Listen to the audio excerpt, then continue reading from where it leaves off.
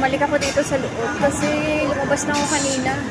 Doon ko na lang sana si Kuya antayin sa labas. Ayun. Tapos, tumambay ako doon sa gilid. May lalaking lapit ng lapit. Tapos balik siya lang balik sa akin. Tapos tinitingnan ko siya. Hindi siya makapagsalita. Tapos atras ako. Ganun din siya. Sinusundan ako. Sabi ko baka mamaya yung alam mo yung magkano. Yung tatanungin ka magkano. Yung kinakatakutan ko yung tanungin ka magkano.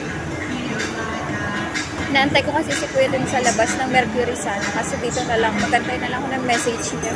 Ito na lang ako sa loob. Tapos, magpapapalit sana ako ng dollar. Kaya pumunta ako dito. Papalit ako ng dollar.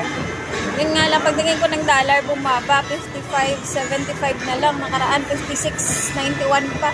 So, ang ginawa ko, nag-withdraw na lang ako sa, kapalitan ko sana. Nasulat. Kaya dito na lang ako magantay kay